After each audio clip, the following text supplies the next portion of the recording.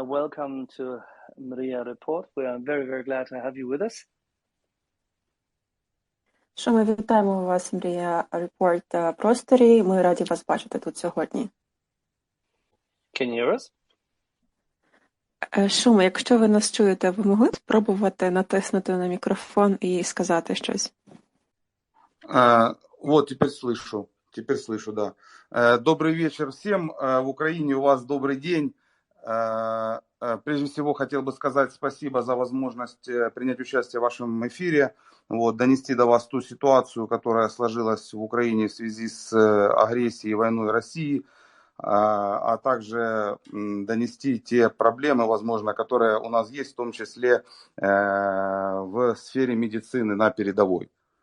Good evening, everyone, since we're in Ukraine. Good afternoon to those who are listening. Thanks for the opportunity for being able to join your stream today in terms of the raising awareness. So I would like to share some light on the Russian aggression that's happening in Ukraine, also highlighting some problems that we are facing right now currently in Ukraine, taking into account those problems and issues that we face in medicine and the healthcare area on the front lines as well.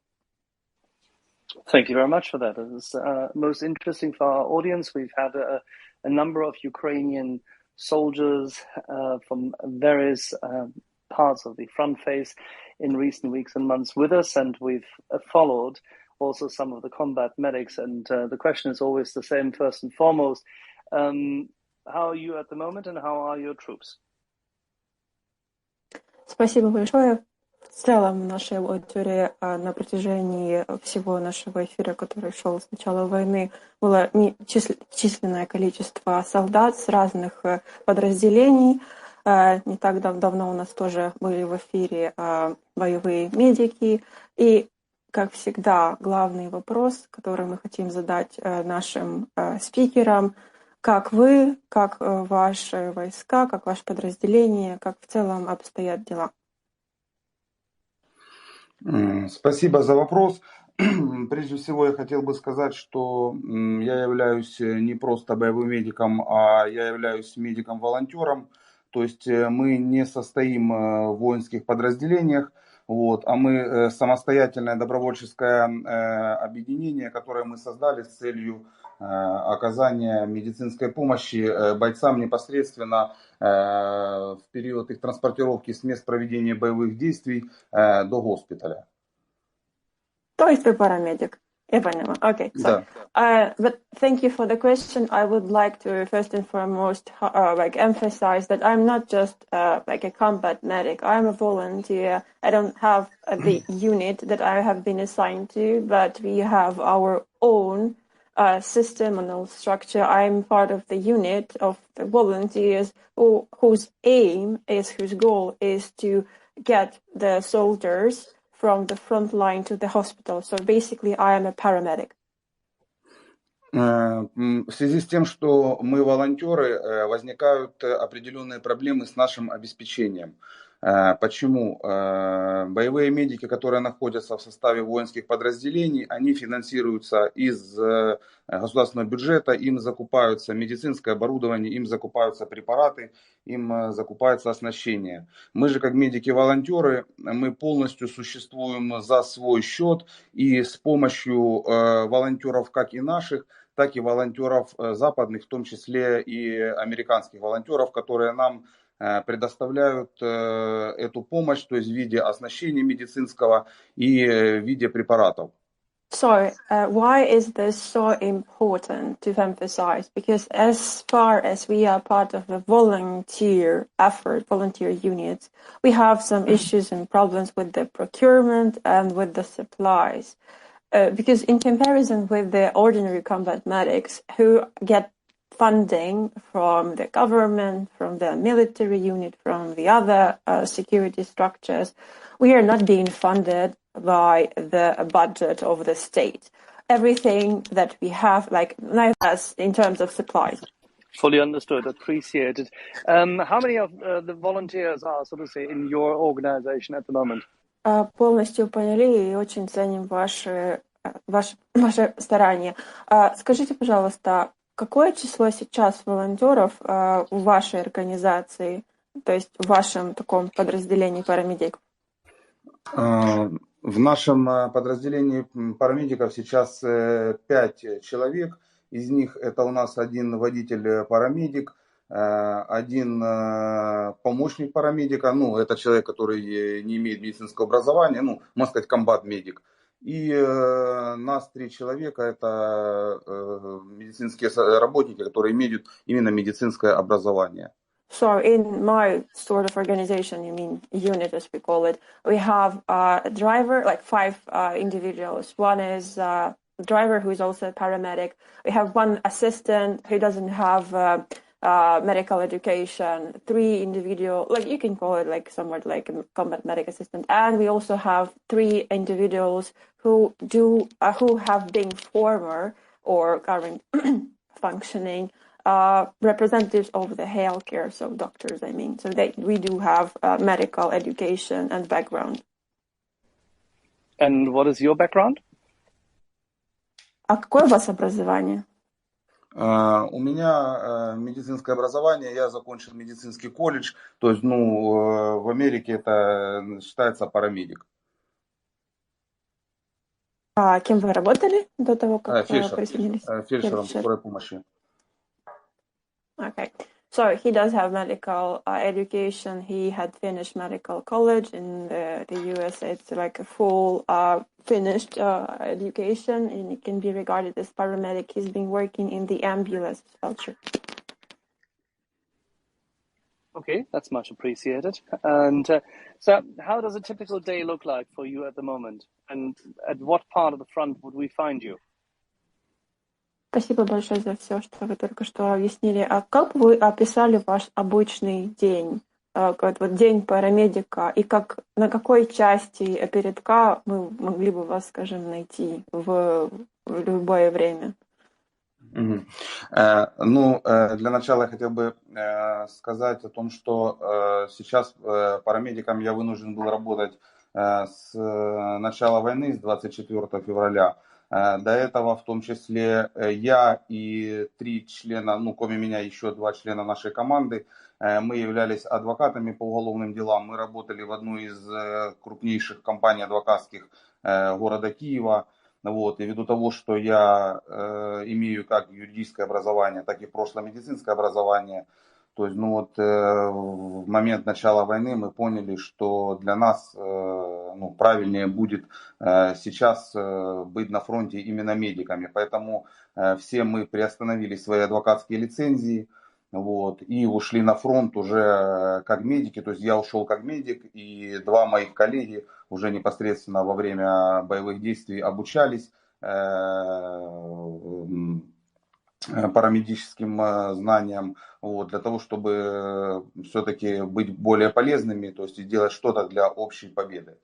Мы находимся в Харьковской области. Вот. Наша зона медицинской эвакуации это был север Харьковской области, это территория сел Русская Лозовая, Питомник и Большие Прохода.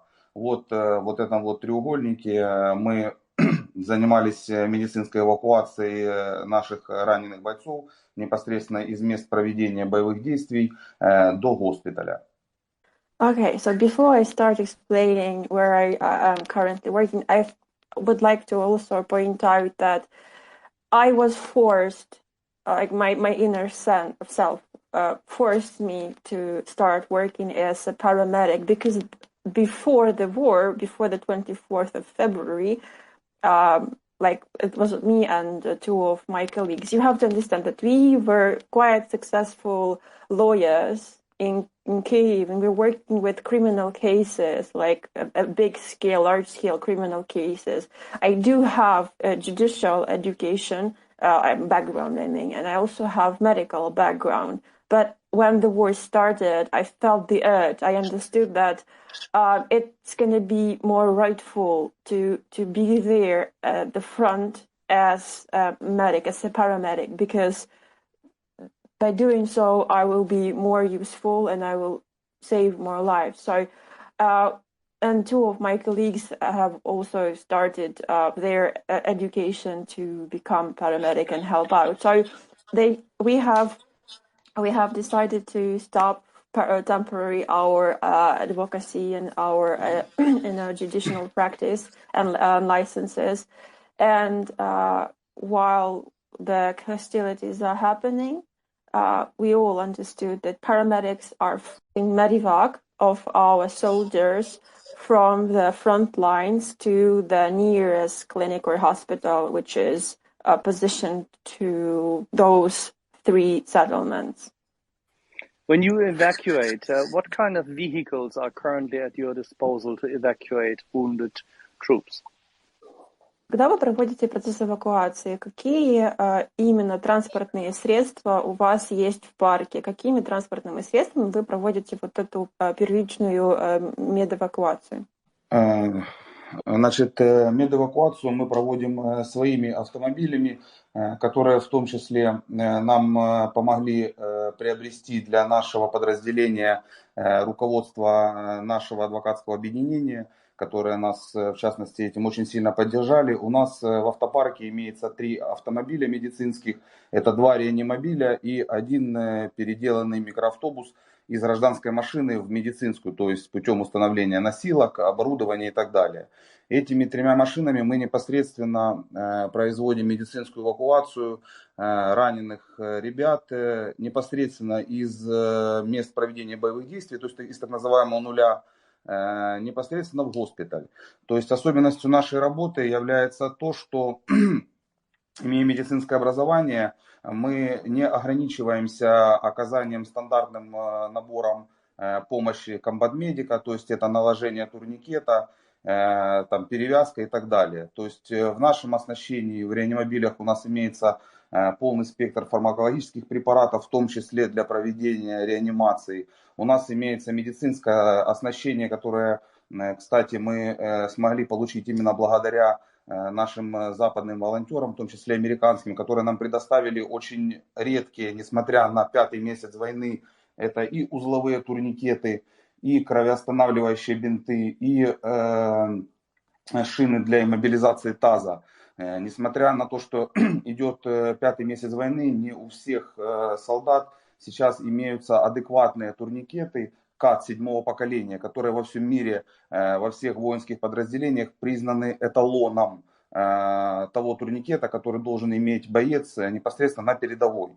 То есть мы оснащены именно и этими турникетами, и кровоостанавливающими бинтами, и шинами, и турникетами, и всевозможными воздуховодами, которые нам помогают обеспечить жизнедеятельность пациента без применения интубации через ларингоскоп. То есть потому что в наших условиях это очень тяжело сделать, потому что большинство медицинских манипуляций мы производим непосредственно под обстрелом. То есть мы берем пациента в машину и вывозим его, то есть если более-менее безопасно, мы начинаем движение. Ну, естественно, это война, поэтому большинство эвакуаций проводится непосредственно под обстрелами. То есть, да, это есть, и это действительно наличие специализированной именно медицинской помощи на нуле, оно помогает сохранять жизни наших ребят. Okay. We have been conducting medical evacuation with the vehicle, like our own private vehicles that have been refurbished and reconstructed, as well as the vehicles that were procured for us by the chief executives of our legal associations, and we are really appreciative of the support that they have provided for us in this dire time. So as of right now, we have 3 medical vehicles. So 2 are used to equipate you may call them ambulances, and 1 is like van, which has been refurbished. So we do have stretchers inside and all the necessary equipment. So if you look at it from inside, it will look like a proper ambulance that can be used. So we use those 3 vehicles to conduct medical evacuation from the so-called zero point. So basically, the area where the heavy hostilities have been carried out, so to say. So we do that since we do have a former background, we all have been in medical education sphere, we don't limit ourselves to the so-called combat medic, combat medic first aid provision. So we don't just apply tourniquet, check the pulse, and so on and so forth. We properly make sure that we use everything that it is in our disposal in the ambulance. Obviously, we don't use the full spectrum of the pharmacology and occupation that we have, but we do use everything that's in the car. Thanks to the volunteers, and especially taking into account the volunteers from the West and Americans who have provided us with rare tourniquets, bandages, chest seals, and so on and so forth, which help to pack the wound and so on. We are able to show the troops, even though it's like the 5th month of war, not every soldier has proper CAT tourniquet of the 7th generation.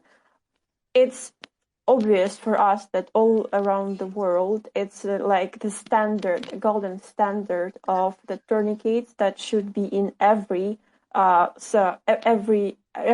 disposal. But like, not everyone has that, and I concur that some have really shitty like examples of the fakes.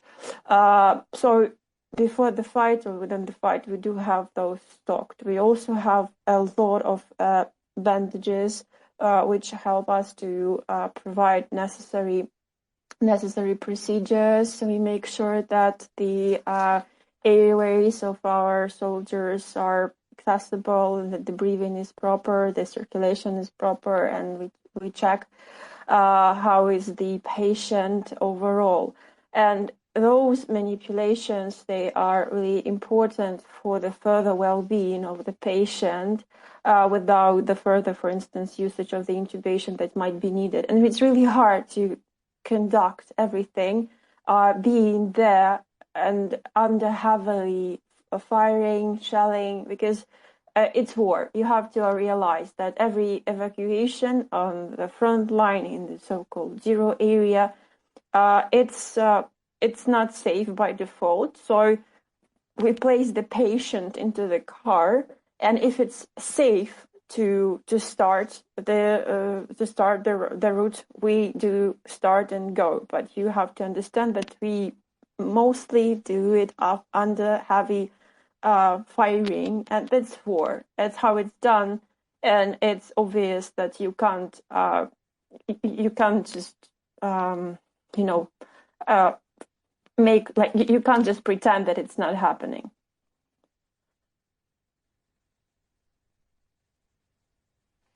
So typically, from what I gathered, you would be found close to the front line, but not at the front line. That means that essentially the respective combat medic of a platoon engaged brings you the wounded soldier, or you pick him up at a place organized by the platoon, and then you treat, you diagnose, you treat, and then you bring him to a hospital. How much time would you say is currently the average in order to get the soldier within what we typically believe to be the golden hour? But obviously, there are discussions to be had as to how long that hour is. How long does it take currently to get a wounded soldier to prime treatment? То есть, как вы поняли, вы не на самом прям передке, но вы очень близко к тому, то есть на том месте, в котором, например, боевой медик взвода или роты, когда они свозят раненых, это какое-то заранее обусловленное место, и вы с него потом проводите, скажем так, медэвакуацию бойца уже непосредственно в госпиталь. Скажите, пожалуйста, с вашего опыта, сколько времени в среднем, то есть стандартно у вас сейчас это занимает? Я понимаю, что сейчас идут дискуссии по поводу того, сколько бы должно занимать это время, но вот сейчас, побывав в боевых условиях, реалистично, сколько это? Время медэвакуации зависит, во-первых, от количества медицинских эваков, которые находятся в данной местности. Вообще, несмотря на то, что сейчас 5-й месяц войны, проблема с медицинской эвакуацией, она имеет место. Почему? Потому что в воинских подразделениях штатным расписанием есть четко предусмотренное количество медицинских работников, которые могут быть у воинского подразделения в определенном месте в определенное время. Именно поэтому мы решили пойти волонтерами, потому что мы не выполняем вместо них медицинскую эвакуацию, а мы дополняем их и помогаем им уменьшить вот это вот колено времени доставки раненого от места ранения до непосредственно госпиталя. То есть вы все равно, вы бываете, то есть на нуле, а передке прям там. Да, не, я просто Окей. частями хотел отвечать, чтобы вы могли переводить, потому что много Да я говорю. нет, все нормально. Я делаю себе пометки, не переживайте. Да, вот, Все хорошо, сейчас. поэтому Сейчас. поэтому... Just a second. So it's both. They are actually at the front line and sometimes not really. So you have to understand. So the time for the medical evacuation really depends on the number of the med evacuation. So that should have happened or needs to be happened in this or that area. And once again, it's been like 5th month of war, and the problem, the issue of medical evacuation is still present. Why is that? Because in every unit, according to the personnel number, there is a strict quantity of combat medics or people who are authorized to conduct medical evacuation. And they usually have strictly assigned time, place, and designation to conduct that evacuation. So that's why we have decided to follow the footpath of volunteers. We are not conducting medical evacuation, mostly not conduct medical evacuation for the platoon medics, combat medics, or company medics. We are being used as attachments, as an auxiliary force. We are helping out to reduce the stress and fill in the time gap to make sure that soldiers might be taken from the place where he or she was wounded and then carried to the hospital. So it's both. Мы считаем из нашей практики сейчас, что идеальным временем доставки раненого от мест проведения боевых действий непосредственно до медицинского учреждения составляет 15-20 минут. Но это опять же при наличии медицинского учреждения вблизи непосредственно мест проведения боевых действий. Потому что в начале войны в Киевской области, когда мы работали, у нас время эвакуации раненого из места боевого действия до лечебного учреждения составлял до 1 часа 15 минут. Это очень сложно и очень тяжело, потому что не все медэваки оснащены соответствующими медицинскими препаратами и оборудованием. То есть раненого приходилось останавливать, стабилизировать ему давление, стабилизировать дыхание, поскольку транспортировать в критических состояниях с нестабильным давлением нельзя. То есть это определенно вызывало опасности как для бригады, поскольку мы работаем ночью, мы двигаемся, если это в ночных условиях, мы двигаемся без света, то есть это угроза и обстрела, и поражение самой бригады эвакуации, в том числе и диверсионно-разведывательными группами, которые в том числе и работают по пути следования медэваков непосредственно в нашем тылу. Вот. Поэтому да, сейчас вот по Харьковской области это идеальное у нас время, это 15-20 минут. Мы довозим ребят непосредственно с места эвакуации до госпиталя. Мы находимся не в окопах, наша бригада находится постоянно на самой передовой позиции, то есть это так называемая точка эвакуации. И нам вывозят раненых ребят, то есть либо на бронетранспортерах, либо вывозят на пикапах, то есть из мест, куда наш микроавтобус проехать не может. ввиду того, что там либо бездорожье, либо же, поскольку мы имеем не бронированный транспорт, поэтому ну, там, где зоны прямого обстрела, то есть, ну, естественно, мы не ездим из-за того, чтобы не подвергать опасности и раненых, и лишней опасности себя. Okay, sorry, just give me a second. Um, so right now, the place that we are in, we think that the golden standard is 20 to 15 minutes. But once again, it's here in these positions, and it depends how far you are from the medical facility. But once again, it's only on this spot. The beginning of war, when we were deployed and used in Kyiv Oblast, since we were originally from Kyiv, the time of medical evacuation was like almost 1 hour and 15 minutes, which is obviously unacceptable. It's really hard, and you have to understand, it's really hard and difficult to conduct proper medical evacuation in these conditions, and not every ambulance or medical evacuation vehicle has the proper equipment to do so, because along the way, if it's such a long way, you have to stop, stabilize, check the pressure, check the breathing, airways, everything, because you can't continue further medical evacuation if your patient is unstable, especially if this is so sort of a critical state. And obviously, at that time we're moving only in the dark, so without flashlight, without anything, and such stops when you have to stop and then stabilize the patient are additional threat for the brigade, for the unit, I mean, for the crew and for the patient. So that's why we are mostly working during the nighttime. And right now, if there's a threat of being shot at or fired at, of course, medical vehicles have been targeted for a lot of times. We also have faced and have seen reports about sabotage groups of working, following, stalking, basically, medical evacuation vehicles once they cross the rear.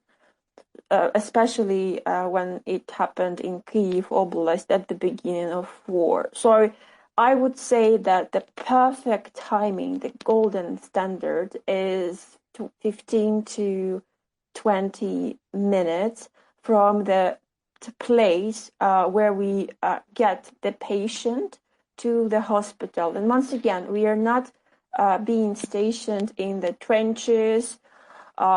We are staying at special point of evacuation, and then the troops bring their soldiers from the front lines, from the place where they got the wound.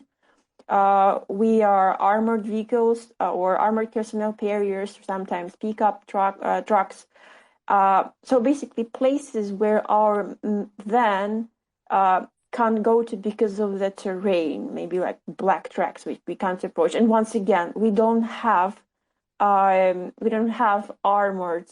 vehicles. It's just a normal, basically normal light skin vehicle. So in order not to get into crossfire or direct fire, we make sure to get the patient a little bit further, but troops still bring those to us directly. Thank you very much for that. I think this is very helpful for people to understand. Now, how's the setup for the hospitals or the field hospitals where you're delivering the patients to, depending on their grade of injury? And we've heard a lot that the hospital staff, despite the exhausting tasks they have at hand, have been pretty damn solid in Ukraine along the front face. But what has been your experience in your region?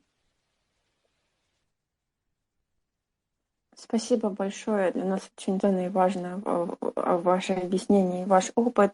И я думаю, что ваш рассказ поможет людям понять, как это на самом деле там.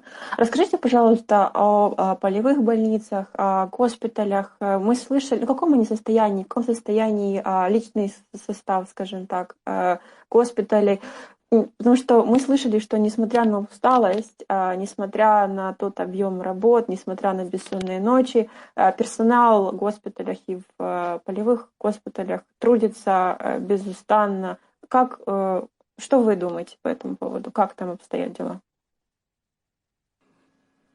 С сотрудниками госпиталей непосредственно мы сталкиваемся практически каждый день, поскольку мы именно к ним доставляем всех раненых. Кстати, опыт Харьковской области показал, что наиболее продуктивным является доставка именно в военный госпиталь всех раненых, как гражданских, так и военных. В Киевской области мы такого опыта не встречали. В Харьковской области, когда мы знакомились непосредственно с руководством военного госпиталя, они нас просили именно работать таким образом, для того, чтобы оказывать наиболее квалифицированную помощь именно не только военным, но и мирному населению. То есть, несмотря на то, что госпиталя колоссально загружены непосредственно ранеными бойцами вооруженных сил Украины, Нацгвардии, они еще и берут на себя силы оказывать специализированную помощь мирному населению, поскольку именно сейчас они являются передовыми медицинскими учреждениями именно по оказанию помощи именно с политравмой.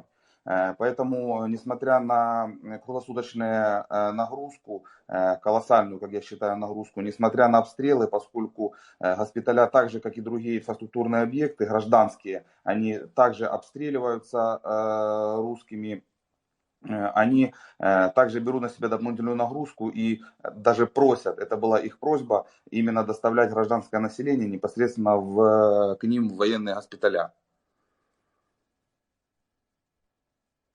Okay. So, as you might have heard, we've been dealing with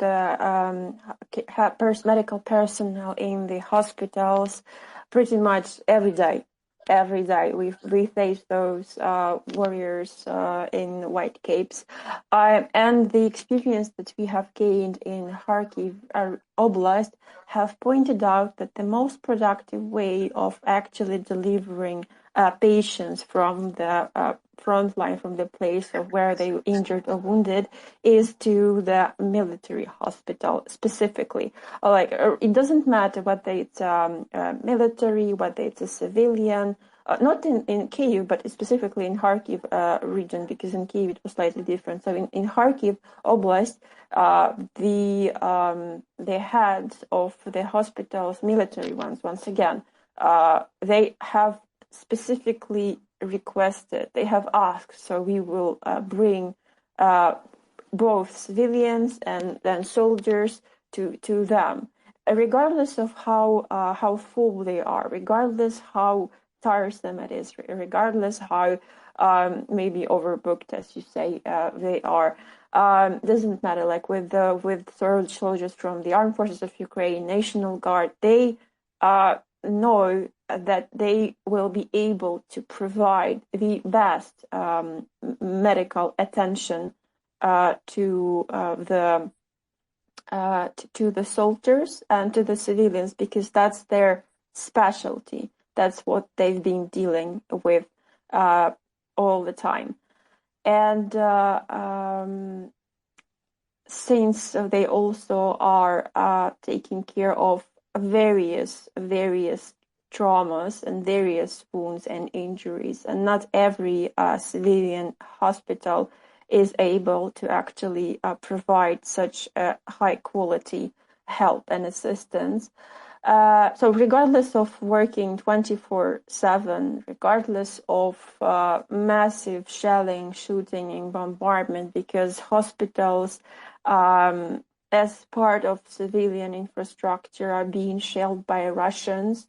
As you have heard how many times Russians have shelled hospitals in Ukraine, they still face, obviously, like a lot of pressure of having massive numbers of people being treated there, but they still make sure that everyone gets medical attention when it's needed. How much, how should I put this? You have a lot of consumables, of course, within your kit, not just the eye packs, but also syringes and the bags. What is the current throughput? How much kit you cycle through, and how is that supported currently by means of your volunteer crowdfunding? И тут Аксель задумался и такой, давай сейчас подумаем о расходных материалах. То есть я не говорю о аптечке, я в целом о шприцах и то, что вы используете каждый день. Какой у вас расход? Вы успеваете ли вы возобновить вот ту часть оборудования, которую надо, ту часть расходных материалов? Как сложно сейчас заниматься спонсорством вот этим всего? Как волонтеры вам помогают с заполнением вот тех расходных материалов, без которых ну никак? Да, спасибо за интересный вопрос. Вот именно решение этой проблемы мне помогло мой опыт работы непосредственно на скорой помощи. В связи с тем, что мы, находясь на дежурстве на передовой, мы оказываем помощь не только военным, но и местному населению. То есть это пожилым людям, это людям, которые не имели возможности выехать из мест проведения боевых действий и остались непосредственно вот в зоне боевого конфликта. Они ежедневно к нам обращаются, то есть, ну, как обычно, люди знают, где находятся медики, то есть они к нам приходят с различными и заболеваниями, как и хроническими заболеваниями, как и остро возникшими заболеваниями, то есть и мы не отказываем никому, мы оказываем помощь всем. Я даже больше скажу, находясь на позициях, мы даже лечим раненых от обстрела собак, которых, ну, к сожалению, животных бросили немало, и поэтому мы оказываем помощь всем. Сейчас вы перейдете, я тогда дальше буду рассказывать. Да, хорошо, спасибо. Thank you for such an interesting question. I would like to start with that the way to solve this issue that you have raised. Probably, I probably have to point out that my former experience working in the ambulance have worked me pretty much. Because, for instance, right now we have sort of like duties at the front line. So basically we are stationed there at some of the locations. It's like our the position, which is known to the local population, to the citizens. And it's not that we only treat soldiers and those who are wounded. For instance, some elderly people know where to find us, so they come and approach us. It's mostly because they didn't have a chance to evacuate, and they had to stay, or they just stayed in the area where the hostilities are happening. So we daily get their addresses. They daily come to us with different types of diseases, including like chronic ones or the ones which just emerge. And we don't refuse to anyone. We are treating everyone who comes to us. It was even for instance, unfortunately, a lot of pets were left behind while evacuating. So we even treat those dogs which are being found wounded or injured after like as an aftermath of Russian shelling. And he will continue. Thank you very much for that, by the way. Thank you. Да, Much appreciated. поэтому мы с собой непосредственно выезжая на дежурство берем обязательный запас всех расходных материалов и медикаментов, которые мы используем.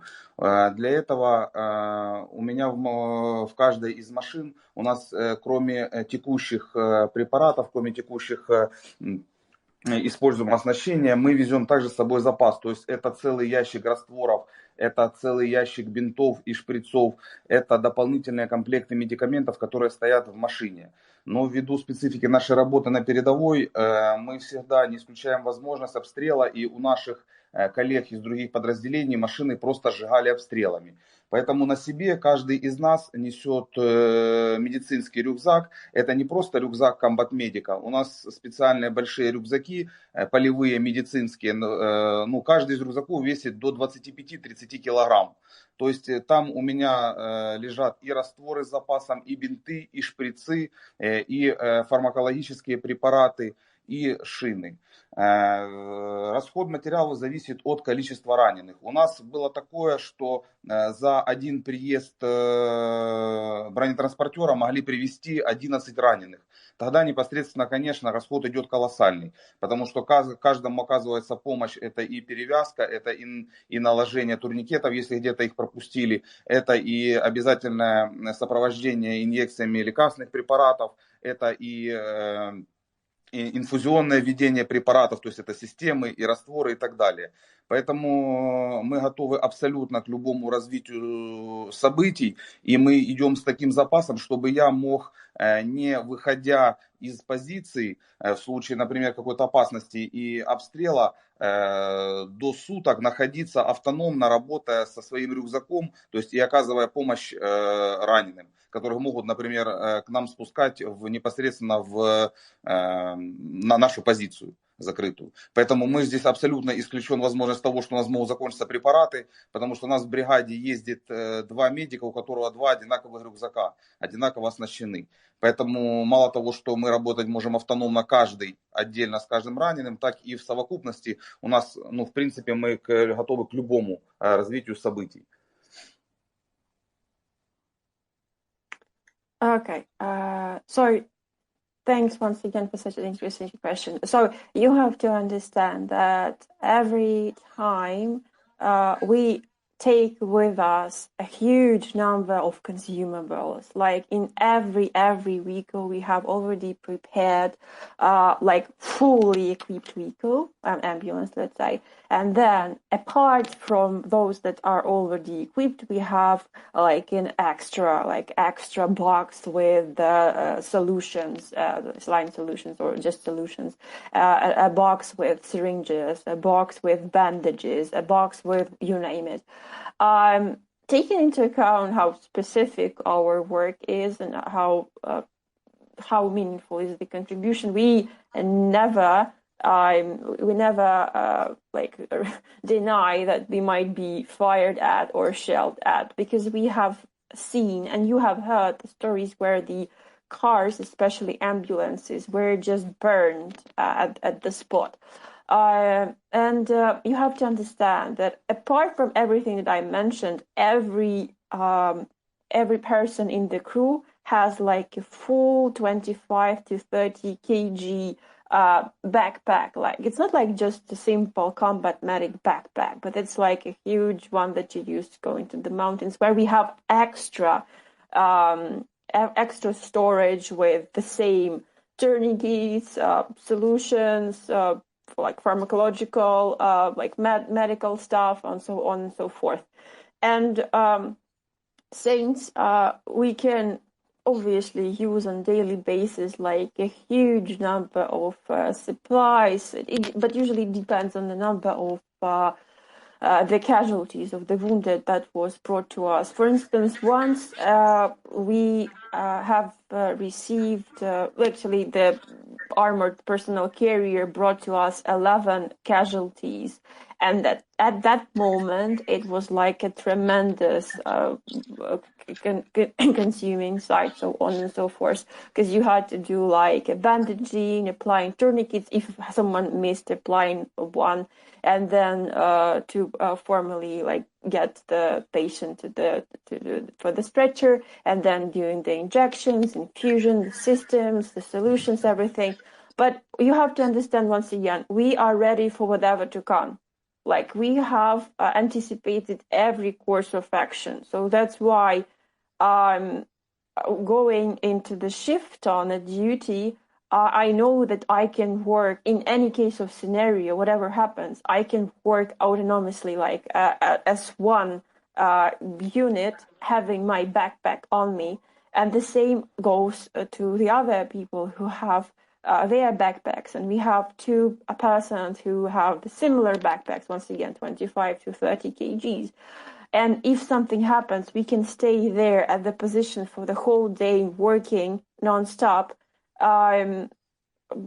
still providing necessary medical care and treatment, and our supplies, our medical supplies won't just finish because we have anticipated every course of action. So those two members of the crew can work like having only one of their backpacks, or can work as a team having their two backpacks. You just have to understand that paramedics are ready for every courses of action. И если можно, еще тогда продолжу. And if it's possible, he would like to continue. Да, пожалуйста.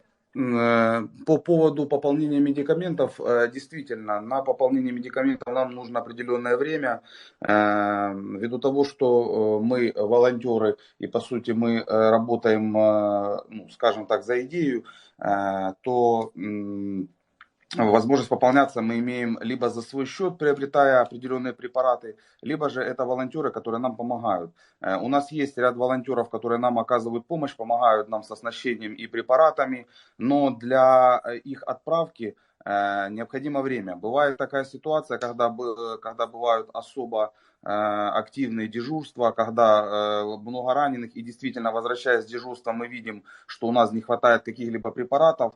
В таком случае мы просто, проезжая в городе, возвращаясь, просто останавливаемся в аптеке и за свои деньги берем, идем и покупаем то, чего нам не хватает. Просто в Киеве, когда шли боевые действия, здесь была особенность в том, что все аптеки были закрыты. Здесь город практически вымер, то есть не работало ничего. В Харькове ситуация немножко другая. Там та часть, которая находится южнее от зоны проведения боевых действий, вот, там работают и аптеки, там работают магазины, то есть там более-менее мирная жизнь. Северные районы, понятно, там зона проведения боевых действий, там не работает практически ничего. Поэтому, понимая, что у нас не хватает чего-то, мы просто можем остановиться, зайти в аптеку и за свои деньги это приобрести. Поскольку для нас главное не материальное в данном случае благосостояние, а наличие возможности оказать ту помощь, собственно, ради которой мы находимся на передовой. So I would like to continue and tell you in terms of how we get resupplies. For instance, if we see that we are getting short of medical supplies, it does take a lot of time. Sometimes it takes a little bit, but sometimes it takes a while, because we are either buying it ourselves, because we are like volunteers and we are basically working towards the idea. We see the goal and we are working towards the goal. So we are either buying it ourselves, procuring it ourselves, or waiting for this chain of volunteers to do their job. But they do send it via various postal services, and it does take time. There was, for instance, a situation when there was an especially, let's say, active and hot shifts. And while we were getting back from the shifts, we realized that we are lacking of some of the supplies for the next one. So passing by one of the cities, we went to the pharmacy's chemistry and just bought whatever was there with our own money. But you have to once again understand that a situation there is slightly different in terms of the ones that we faced in Kyiv when we were working in Kyiv. Because once hostilities were close to Kyiv, everything was closed. The city was like almost dead, so to say. There was just void. Pharmacies were closed when the hostilities were happening, and it was hard to get resupplied by ourselves. Here in Kharkiv Oblast, the situation is slightly different. I would say completely different, because, for instance, in the southern part of the oblast, pharmacies are working, stores are open, and it's more or less peaceful life-ish. But the northern part it's like a war zone, complete war zone. There's nothing there. There's absolutely no place where you can stop or buy something or get something. There's just abyss. So, but once again, if we need something and there's opportunity to buy something in the pharmacy and it's there, we would rather stop and buy it with our own funds because material stuff is not important for us. But the ability to help, ability to provide help right now is there. This is why we're there. So we are looking at non-material world, so to say. Thank you for that. I think we have a number of questions. Finance, you want to open the room? Absolutely. Thank you very much for being here. We really appreciate your perspective. Could you go a little bit into detail on, say, what some of the medical supplies you think you need most? You touched on it a little bit, but here at RIA, that might actually be something we could help with even. So we would love to hear where, on the very basic prosaic level, you think that more supplies could be needed and could save some lives. Так, и сейчас пройдемся по вопросам, которые у нас есть в аудитории. Спасибо, во-первых, большое, что вы сегодня с нами. Очень важно и ценно слышать ваш опыт. Мы не услышали немножко о том, какое оборудование, какие, в принципе, препараты вам нужны. Но, может, вы более детально могли бы объяснить, какие из препаратов вот более всего важно было бы иметь вам? Возможно, мы сможем посмотреть, возможно, мы сможем какие-то из них достать. То есть хотелось бы услышать, что у вас в приоритете сейчас. Да, спасибо за вопрос. Фармакологическими препаратами, в принципе, нас здесь обеспечивают на местном уровне. Для нас основные критические препараты – это анальгетики всех видов, в том числе и наркотические анальгетики, которые мы используем при тяжелых травмах, при переломах нескольких костей, при политравме, при переломах больших трубчатых костей. Вот. Также мы очень часто, очень много используем спазмолитики. Вот. И также мы используем часто антигипертензивные препараты, то есть препараты для снижения артериального давления, а также препараты для снижения внутричерепного давления, особенно при контузиях. Практически каждая вторая травма, с которой к нам привозят раненых, она сопряжается с контузией, поскольку вот за все 4 месяца боевых действий, которые мы непосредственно провели на передовой в Киевской области и в Харьковской области, работая, мы практически не сталкивались с пулевыми ранениями. Практически все ранения, которые получают солдаты, это минно-взрывная травма, которая является сочетанной как с контузией, так и с осколочными ранениями непосредственно разных частей тела.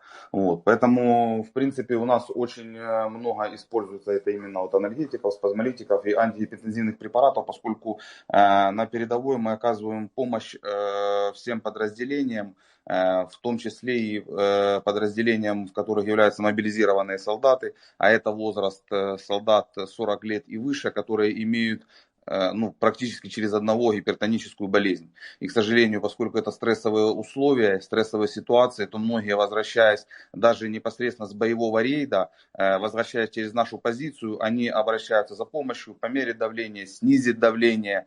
Вот. Поэтому эти все препараты у нас есть в наличии. То есть, такого острой нехватки, чтобы это получать именно из-за рубежа, я думаю, у нас нет, потому что у нас не такое большое подразделение. Вот. То есть здесь мы обходимся этим непосредственно на местном уровне. Но все равно спасибо вам огромное за такое предложение. Okay, so first and foremost, I would like to express my gratitude for such a request. I'd like to reassure you that everything that I'm going to be mentioning further on can be procured and get on a local level. So there isn't such a big necessity of getting it from the overseas. But thank you still so very much for pointing it out. So just in terms of getting to know what kind of pharmacological or medical supplies we are using, but we once again are getting them on the local, procurement chain. So it's like analgesics, those drugs that are being used in terms of someone has broken bones or has to be stabilized. Or if someone has high blood pressure, you have to understand that a lot of people who have been mobilized are far from beyond being in the like the prime of their adolescence. They're just mostly like 40 to 50 years old and so on. So they are suffering from high blood pressure. And once again, why am I mentioning that we do need to have some medical supplies in terms of painkillers, which are like basically regarded as drugs here, is because a lot of patients that we have been taking care of are actually, like every second one is actually suffering from concussion. It's mostly not the direct strikes with the firearms or bullets that we're taking care of. No, it's the trauma that was caused by explosion, or it was close to a mine, or it's something which is close to a shelling. It's hardly ever we deal with the wounds caused by bullets and the direct shot. So yes, once again, it's the analgesics, spasmolytics, and something from the high blood pressure. So once we taking care of those patients, we usually just like check the pressure, making sure that it should be like lowered. Once again, there isn't such a high need in terms of the priority of getting those things for hypertension or those spasmolytics right now, but we do need those the most. So something which is used like painkillers, analgesic drugs, as I mentioned, and yes, making sure that those who have had their concussions are being stabilized and brought to the hospitals. И если можно, я потом продолжу, если они разрешат. Конечно, разрешаю, продолжайте.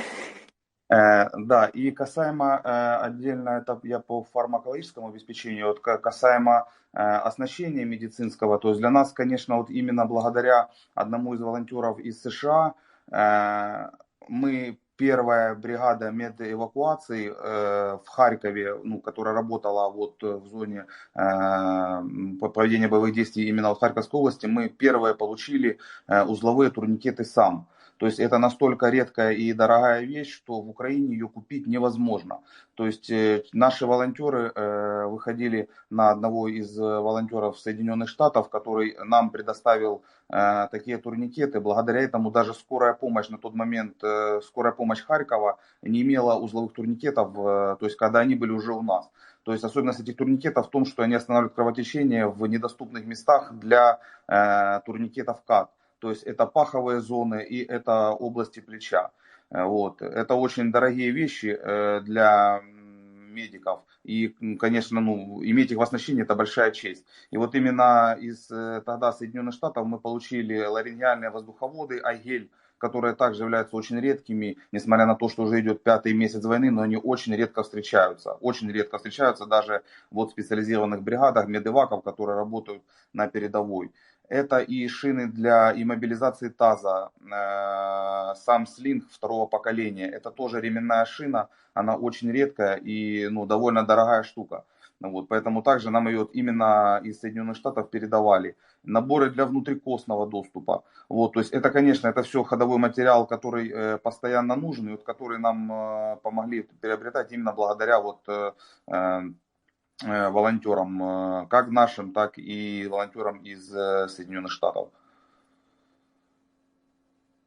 So it was in terms of like medicines, but in terms of the other equipment and supplies, thanks to the help and assistance of one of the volunteers from the US, we were the first crew, and you have to understand that we were like rather a small one, in Kharkiv Oblast, we were the first one to get some junction tourniquets, and the why those tourniquets are so important and rare. Like even in comparison with people who have been there for a while, for the crews who have been provided with a lot of support from the government, so on. We were the first one, and we were very proud of it.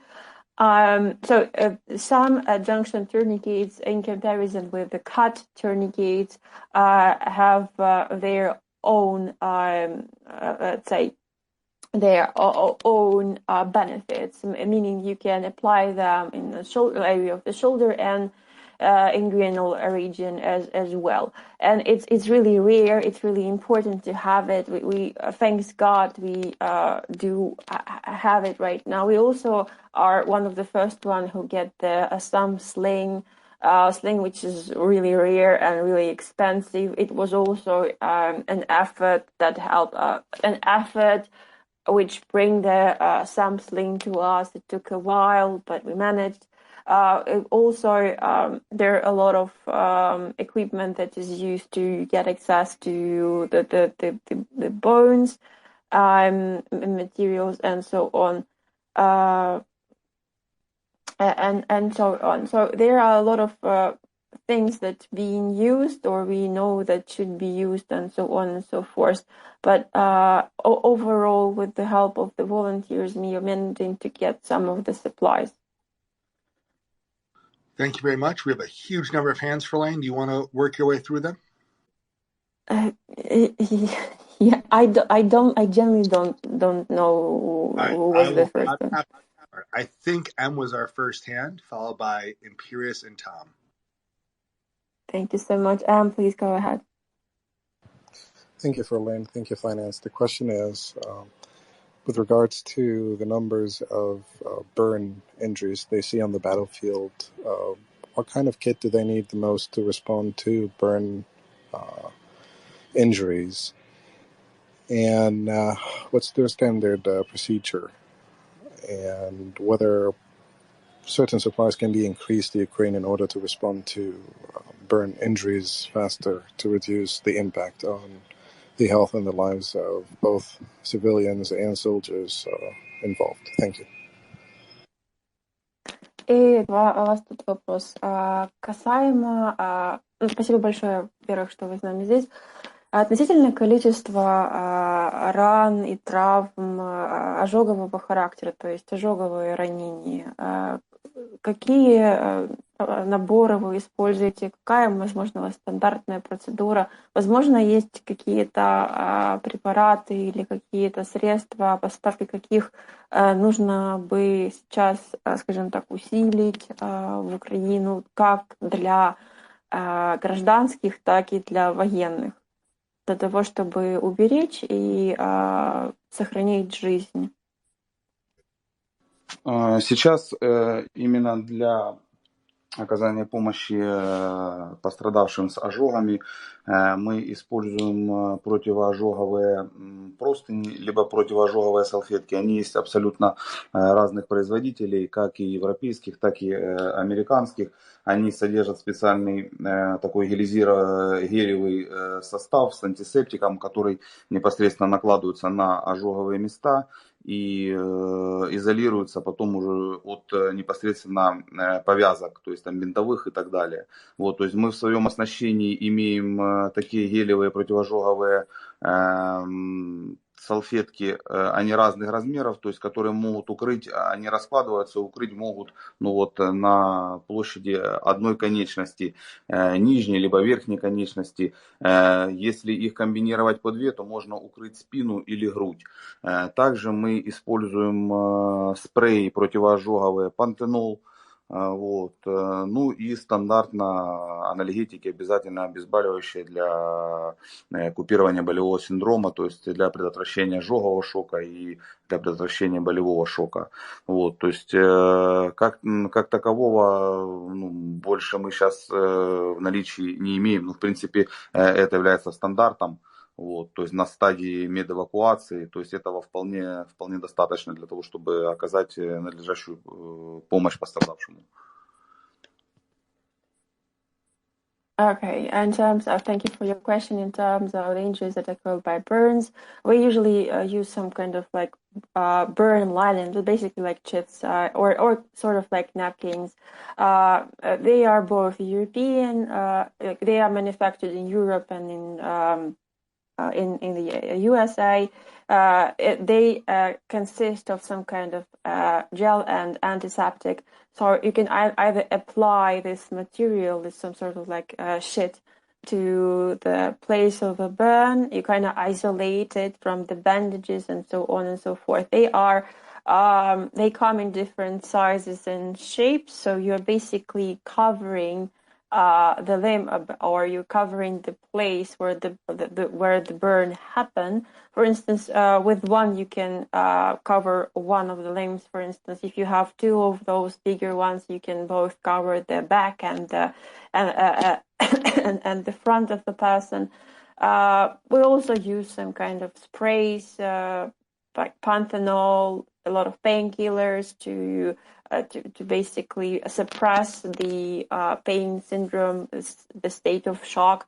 Now, that's basically our standard operating procedures as of now, because we don't have anything else in our disposal. And it's pretty safe, fairly to say that it's enough on the stage of medical evacuation that we are providing. So, yeah, we do have those special napkins and blankets.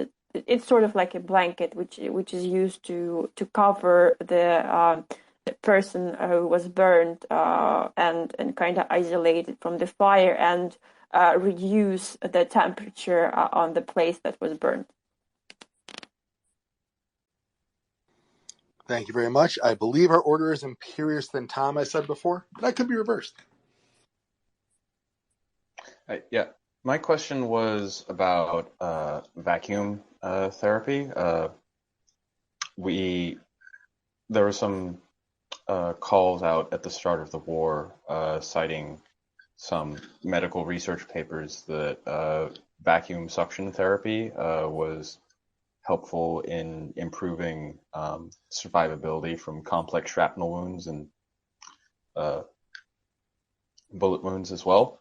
I was wondering if that has been the case and whether Ukraine has enough of those to actually go around. Империя спрашивает, в начале войны были некоторые исследования по поводу так званой вакуумной терапии, по поводу ран, которые происходят как от пуль, так и от шрапнелей разных. То есть слышали ли вы от этих исследований, используется ли эта вакуумная терапия в вашей практике? Что вы можете в этом сказать? Да, конечно, слышал. Вакуумотерапия, она используется в военных госпиталях здесь у нас в Украине и до этой войны. То есть она используется, насколько я понимаю, еще с 2018 года. Это то, что слышал я. И используется сейчас активно. И почему и стоял вопрос о госпитализациях непосредственно даже гражданского населения от обстрелов, то есть с минно-взрывными травмами, с обширными повреждениями конечностей и так далее, других частей тела, именно военные госпиталя, потому что сейчас военные госпиталя действительно они снабжены в достаточном количестве, как мне объясняли непосредственно и травматологи, и хирурги в военных госпиталях, именно вот этими вот аппаратами для вакуумного, для лечения ран, обширных ран именно в вакууме. Вот. И очень об этом отзываются положительно, оно способствует скорейшему заживлению раны. Вот. Поэтому, насколько я знаю, это очень широко используется, вот, во всяком случае, в военных госпиталях. Yeah, thank you for your question. I have definitely heard about it. It's been used in the military hospitals even before the war, I mean, since 2019. And I've heard that right now it's been actively used. As I mentioned, this is one of the reasons why military hospitals are urging to bring both the civilians and military to them, because especially if there are some massive wounds or injuries on limbs and so on and so forth. So those hospitals, they have enough equipment in terms of vacuum therapy.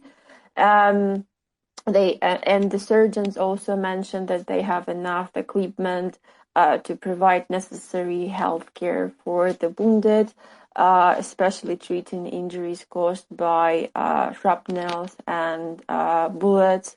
And I have heard only positive feedback about them. They support the fastest way of the apologize. The fastest way to cure the wound. So mostly they are used in military hospitals. That's what I know for sure. Thank you. Tom. Okay, thanks for joining us. I was going to ask if he was seeing a lot of concussions and brain injuries, but he said that he already has. I wondered if they've got a quick way of just checking people's cognition, things like memory, because if someone suffered a concussion or a brain injury, that can be a problem. If they want, I have a 10-minute cognitive screening test that is in Ukrainian, takes 10 minutes and is easy to learn. I could email it, maybe via Verlaine. Would that be useful? Have they got any way of telling if someone's had a brain injury or a cognitive injury? Окей, спасибо большое, что вы сейчас с нами. Я на самом деле хотела спросить, встречались ли вам пациенты с контузиями и с травмами головы? Ну, вы уже это сказали. Поэтому у меня такой вопрос. Как вы проверяете состояние сознания пациента, то есть его когнитивные функции? Том говорит, он профессиональный психолог, что у него есть 10-минутный тест на проверку сознания человека, на проверку когнитивных функций человека, уже на украинском языке. Если вы хотите, если вам это полезно, Том бы отправил имейлом вам или на почту мне, чтобы мы вам передали. То есть, если такой способ, если вам это было бы полезно, то бы с удовольствием поделился этой информацией. Но, может, у вас есть свой способ. Да, спасибо большое за вопрос. Значит, к сожалению, в боевых условиях, в условиях обстрелов мы не можем в полной степени оценивать, возможно, в полной степени оценивать неврологический статус каждого пациента. То есть, получая пациента с первого плеча эвакуации, я оцениваю его сознание по градации сознания ясное, сопор, ступор, либо это кома. Далее для меня имеет значение наявность у него открытых повреждений, в том числе, если это контузия, в том числе и открытых повреждений головы, то есть либо закрытая черепно-мозговая травма, либо открытая черепно-мозговая травма. Это обязательная пульсоксиметрия, обязательное измерение артериального давления, для того, чтобы оценить его состояние, то есть как и наличие внутричерепного давления, так и повышенного, так и в его отсутствии, а также наличие надлежащей сатурации. Поэтому мы состояние оцениваем, то есть путем контакта с ним. Но это, опять же, это все происходит в период его перегрузки либо с бронированного транспорта к нам в медэвак, либо уже по дороге непосредственно уже в госпиталь. То есть для меня на данном этапе имеет большое значение это наличие у него внутричерепной гипертензии, это оценка его сознания для того, чтобы либо ему нужно помогать обеспечивать проходимость дыхательных путей и поддержание надлежащей оксигенации организма, либо же он может это делать самостоятельно. Поэтому как таковой развернутый неврологический статус мы его не устанавливаем. Предложение по поводу наличия этого теста, конечно, мы с удовольствием примем, потому что в любое свободное время медик должен развиваться, в том числе и военный медик. Поэтому, естественно, тех знаний, несмотря на то, что мы посещаем всевозможные курсы, в том числе и инструкторов иностранных, но очень интересна нам любая информация, которую можно будет использовать как на пользу своей работы, так и на пользу здоровья пациента. Okay, Tom, I would like to start from the very end. So, As to your suggestion or proposal, yes, of course, please send it to us. Every kind of information is really interesting for us, and it's very helpful and beneficial. And every medic, every healthcare personnel member should do this in any type of, whether there's like a chance or free time. We have to continue develop and improve. And even though we keep coming to some kind of courses, we do have foreign instructors, any type of information is interesting for us, because it's going to be, by the end of the day, really beneficial to everyone. But let's come back to this question. So thank you for the question. Unfortunately, in the current combat conditions that we are facing, I can't fully in that surrounding, that environment, I can't conduct a full scope of the cognitive and neurological evaluations of the status of the of the patient while assessing the cognition. I basically have, while assessing the condition, I basically have like, is it clear, or it's stuttering, or it's like non-responsive, or it's like coma, like briefly saying.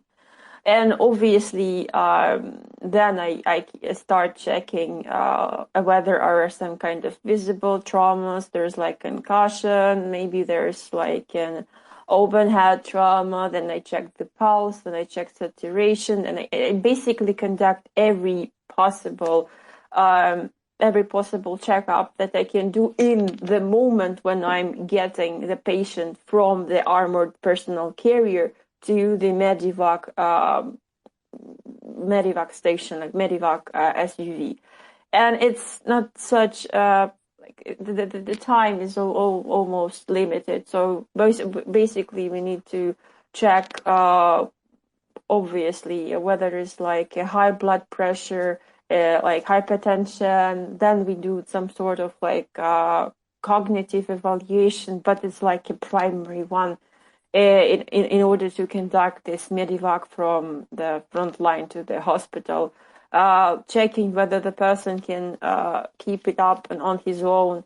It's basically primary stages. So yeah, but thanks for your request. Thanks for your suggestion. I would gladly accept whatever you have to send us. Thank you. Slava Ukraini. Героям слава. Героям слава. Unsure on the next order. Shum, really appreciate having you here. I believe it is JJ, then Nina, then Ghost. I have no idea for sure. So JJ, you're up. Thanks, Finance, and thanks for Lane. I have a non-medical question, a little bit more on Shum, and I hope that that's okay.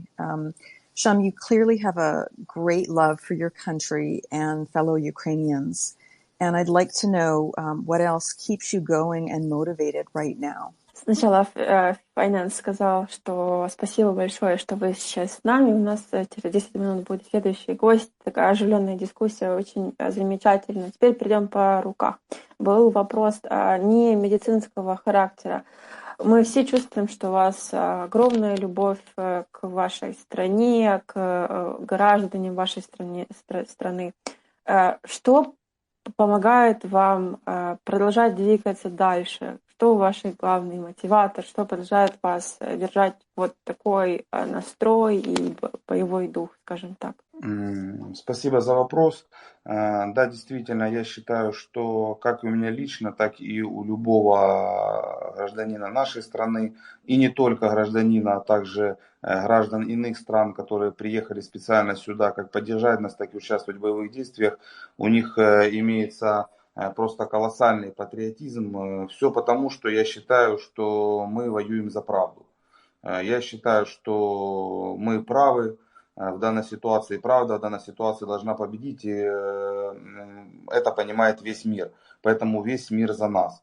И я считаю, что в этом и разница между нами и между русскими, в том, что если мы боремся за правду, я не понимаю, за что борются они.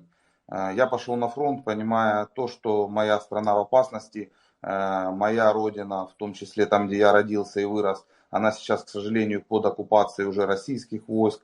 Там происходит бесчинство, там происходит беззаконие. Поэтому, не согласившись с этим, да, я не вступил в ряды вооруженных сил, однако я для сам себя определил то, чем я могу быть полезен в данный момент в стране сейчас. Вот, поэтому мы соорганизовались с моими единомышленниками, с ребятами, с моими товарищами. Вот, мы бросили свой бизнес, довольно успешный бизнес, мы прекратили и свою адвокатскую деятельность, и кто-то прекратил свою лечебную практику, поскольку у нас в группе есть 2 стоматолога. Вот. И сейчас мы на фронте, потому что мы нужны стране, потому что победы можно добиться только совместными усилиями. То есть сейчас так правильно, наверное. И для моего понимания, и правильно для страны. Поэтому, безусловно, за нас переживают все, за нас переживают и родные, и близкие. Однако сейчас нужно делать так, потому что врага можно победить только совместными усилиями. Потому что если это не пресечь, это будет длиться дальше и дальше. И это будет и с другими странами. Просто многие в СМИ, в том числе, я уверен, и в ваших СМИ, муссировался вопрос о тех бесчинствах, которые происходили. Ввиду того, что мы непосредственно работали в зоне боевых действий на разных территориях. То есть, да, это страшно, когда ты едешь на вызов и вдоль дорог лежат тела убитых людей, неприкрытые тела лежат неделями. Вот, потому что люди пытались уезжать, пытались спастись, их кто-то убил. Раздавленный автотранспорт, сломанные души, сожженное жилье. Эти старики, которые находятся на линии разграничения, которые не имеют возможности выехать, они существуют на данный момент только благодаря помощи волонтерам, помощи государства, которое они оказывают путем выезда в эти определенные группы, на эти территории, то есть помогая, оказывая им помощь продовольствием, в том числе. Поэтому и наша работа на передовой — это оказание помощи не только военным, но и населению. То есть для нас не важно, кто нуждается в медицинской помощи. То есть если мы находимся на позиции, есть люди, которые в нас нуждаются, то мы занимаемся этими людьми. Вот. Чтобы, так сказать, разрядить этот вопрос, я быстро хотел рассказать одну смешную историю. Когда мы, находясь на позиции, к нам забежали солдаты и говорят: ребята, а был очень сильный обстрел артиллерийских населенных пунктов, в котором мы были. Они говорят: мы проезжали, лежит дедушка под деревом, его, наверное, поразило снарядом. Вот, ему, наверное, нужна помощь, но мы не могли остановиться, потому что плотно обстреливали. Мы взяли рюкзаки, поскольку это только закончился обстрел, и пешком побежали в те координаты, которые нам указали военные. Подбежав к дедушке, оказалось, что дедушка после обстрела вышел просто полежать под вишней на траве. Поэтому мы, мокрые как мыши, от того, что бежали с рюкзаками со всем обеспечением, вернулись довольны на позицию, слава богу, что мы там не понадобились. Okay, it's gonna be a long one, but just bear with me. And I have to make one statement. For those of you who doesn't understand the difference between Russian and Ukrainian language, we are speaking right now in perfect Russian. Like, I am speaking with him in Russian, he's speaking with me in Russian. Anyways, so thank you for your question. For me personally, as for any citizens of our country, of Ukraine, and all the other foreigners, it's just a representation of the grand patriotic feeling, because we are fighting for the truth, for the justice. We are right. We know that the truth should eventually prevail, and that's why the whole world is standing with us. And the difference between us and Russians is that we are fighting for the truth, for the justice. And I don't understand, what are they fighting for? My motherland, my hometown right now is being occupied by Russians, and they are committing atrocities there. Absolute horrible atrocities. And I'm right now not in the armed forces of Ukraine, but for myself, I have identified and defined that I can be helpful for this country with that role that I have taken as of right now. And I'm right now with the like-minded people, with folks and fellas and guys who have decided to step down from the really successful businesses that we had before, like from our legal practice. Two of the folks actually have been dentists before, so they have stopped their dental practice and have become paramedics and helping out on the front. But because we understand that only with joint efforts we can win this war, and it's just the right thing to do. It's the right thing to do for me. It's the right thing to do for the country. And obviously, everyone is worried about us, our families, relatives, close ones. But we understand that the enemy can be defeated only acting united as we are.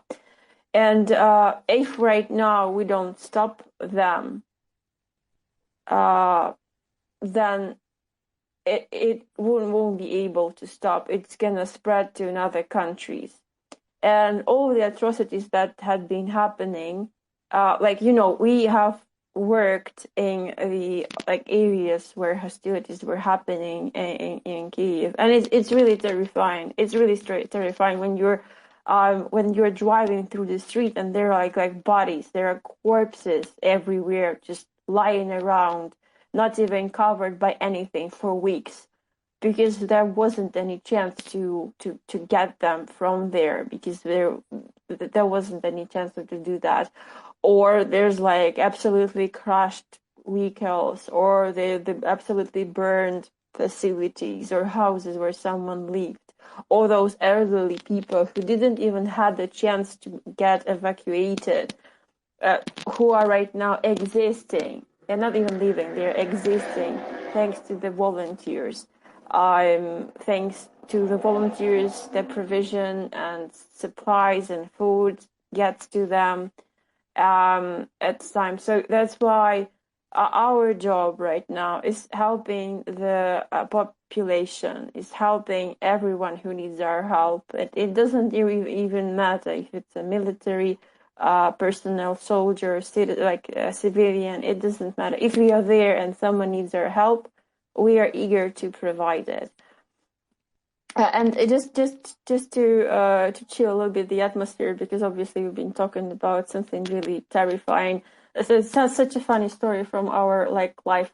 So we were hiding from the shelling. It was like an art shelling all over the positions, and soldiers rushed to us, and we were like, "What happened?" And it was like, we were trying to get out of the place, and there was like a grandpa, and it was almost over. It was after the artillery shelling, and there was like a grandpa lying beneath the tree, like underneath the tree, and they were like, we weren't able to evacuate him. So, and at that moment we realized that, oh shit, there's like a grandpa who needs our help. So we got our backpacks. We decided to walk on foot because it was after the artillery shelling, so going by car was like a no-go, and we rushed towards the coordinates that were providing us.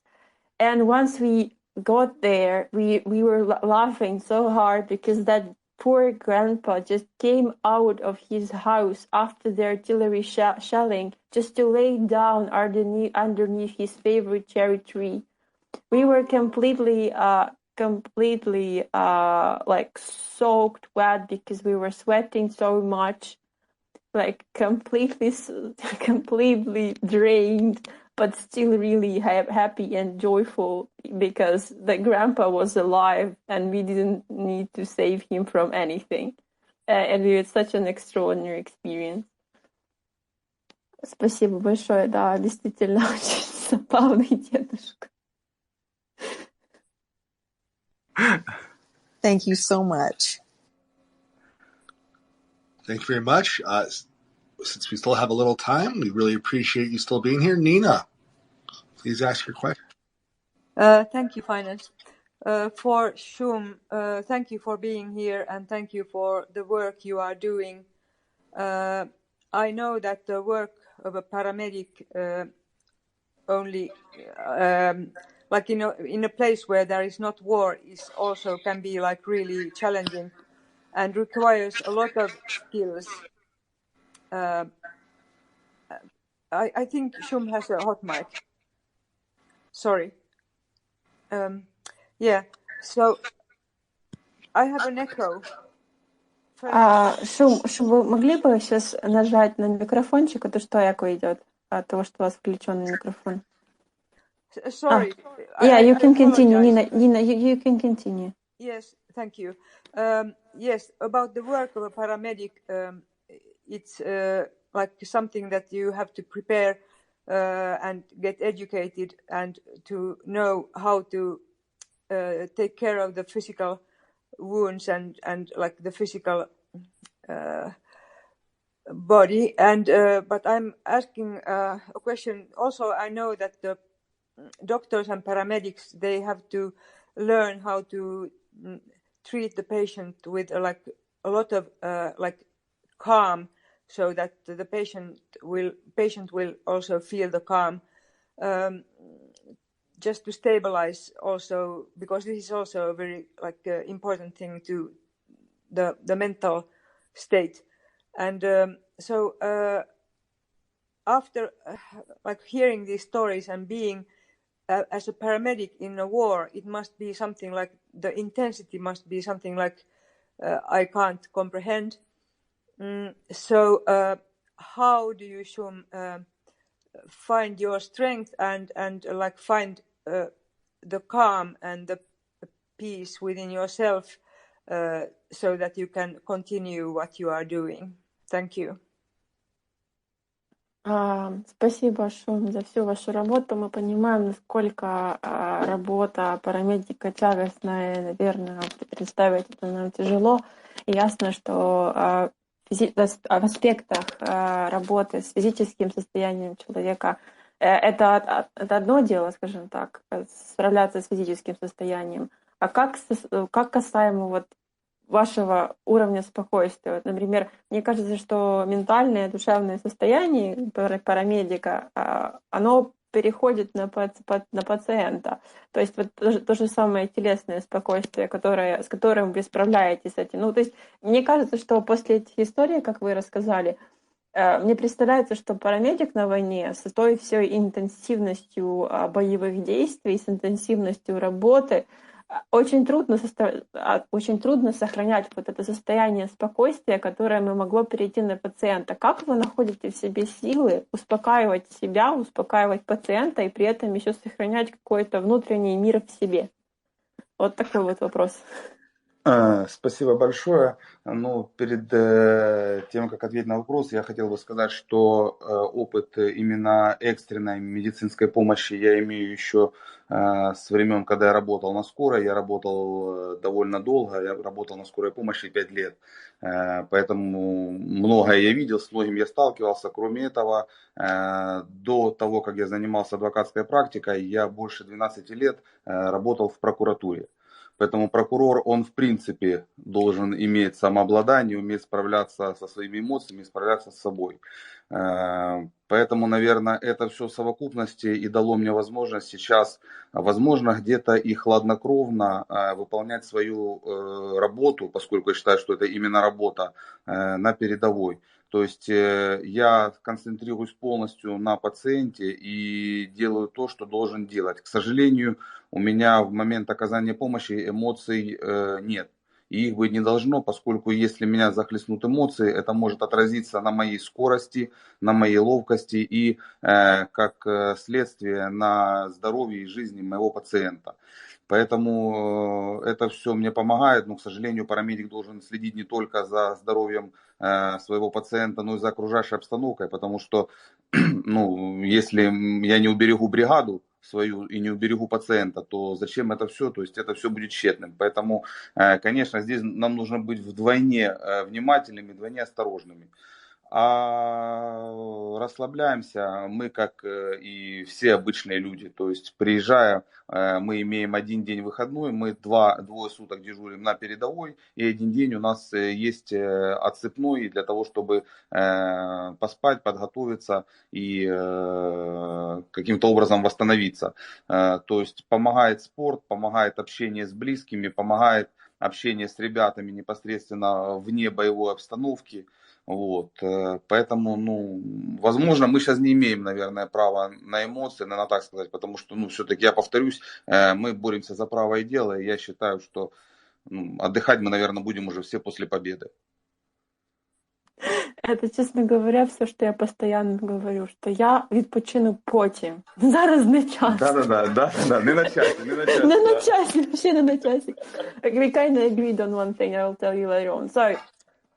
So thank you for such an interesting question. Yeah, the paramedic is a person who should radiate this calmness, yes?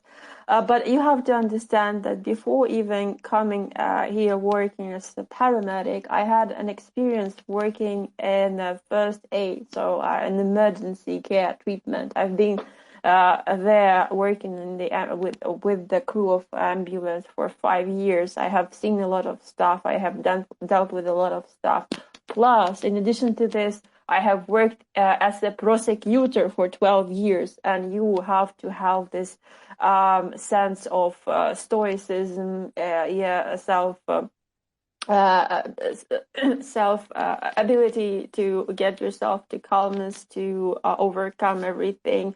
I think everything in a fusion, everything combined right now helps me to work and overcome everything being on the front line. So I completely focus myself on the patient. And unfortunately, I don't have any emotions at that moment. I don't have anything at all. Like, I just use because every emotion might just decrease my speed, my agility, and as a result, it can also affect the health of the patient. And not only the patient, because you have to understand that while I am taking care of the patient, treating him, providing treatment, I also have to make sure of the surrounding, that I have to make sure that myself, the patient, and the crew will be safe and will get back to safety. Because if I don't do that, and if everyone dies, everything is just in vain. Like, why do we even do this then?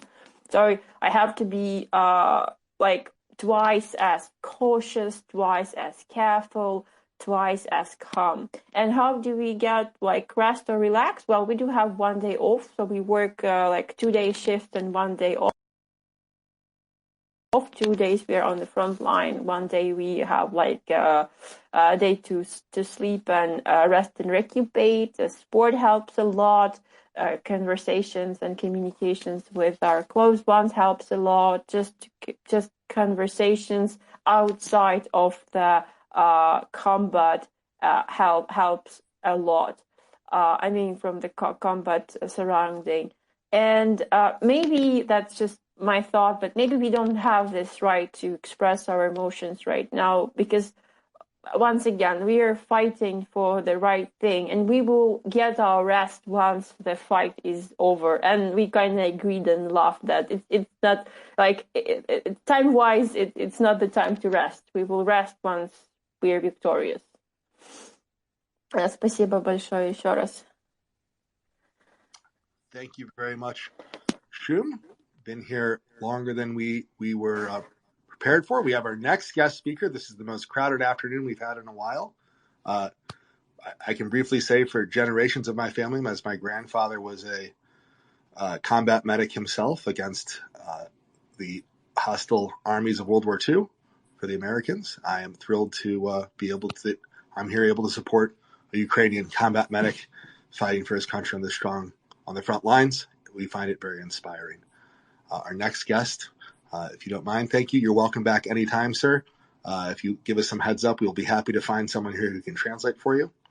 And I think we've all truly appreciated it. I've gotten a number of PMs stating how much you are truly loved and what you've had to bring to us has been great. И спасибо большое, Шум, что вы сегодня к нам присоединились. Вы держались с нами даже дольше, чем мы на это рассчитывали, зная, какое драгоценное для вас время. Поэтому мы все очень-очень благодарны. Ждем вас, когда у вас будет возможность. Просто так напишите нам чуть-чуть заблаговременно, что вам у вас есть время забежать, и мы найдем вам переводчика, то есть меня, например.